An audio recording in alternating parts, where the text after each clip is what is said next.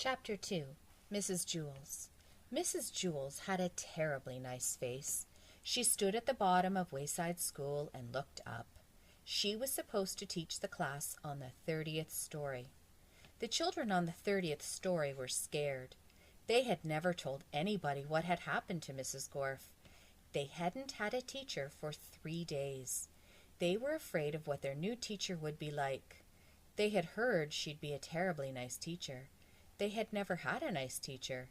They were terribly afraid of nice teachers. Mrs. Jewls walked up the winding, creaking staircase to the 30th story. She was also afraid. She was afraid of the children. She had heard that they would be horribly cute children. She had never taught cute children. She was horribly afraid of cute children. She opened the door to the classroom.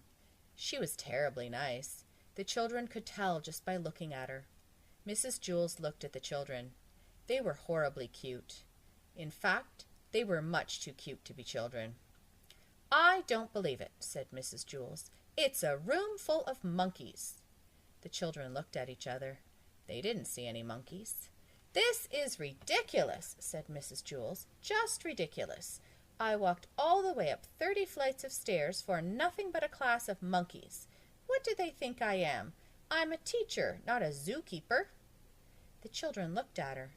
They didn't know what to say. Todd scratched his head. "Oh, I'm sorry," said Mrs. Jewls. "Please don't get me wrong. I have nothing against monkeys.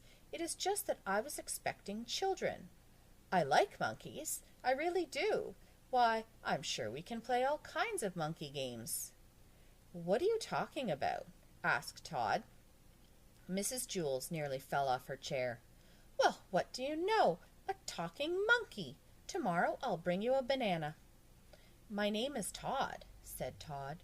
The children were flabbergasted. They all raised their hands. "I'm sorry," said Mrs. Jewls, "but I don't have enough bananas for all of you. I didn't expect this. Next week I'll bring in a whole bushel." "I don't want a banana," said Calvin. "I'm not a monkey." "Would you like a peanut?" asked Mrs. Jewls. "I think I might have a bag of peanuts in my purse. Wait a second. Yes, here it is." "Thanks," said Calvin.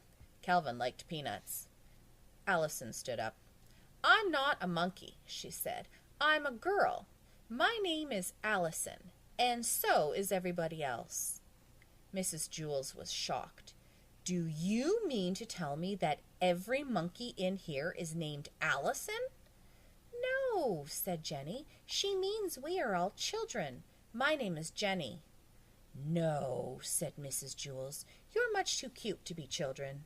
Jason raised his hand. "Yes," said Mrs. Jewls, "the chimpanzee in the red shirt." "My name is Jason," said Jason, "and I'm not a chimpanzee." "You're too small to be a gorilla," said Mrs. Jewls. "I'm a boy," said Jason. "You're not a monkey?" asked Mrs. Jewls. "No," said Jason. "And the rest of the class, they're not monkeys either?" asked Mrs. Jewls. "No," said Allison. "That is what we have been trying to tell you." "Are you sure?" asked Mrs. Jewls. "We'd know if we were monkeys, wouldn't we?" asked Calvin. "I don't know," said Mrs. Jewls. "Do monkeys know that they are monkeys?"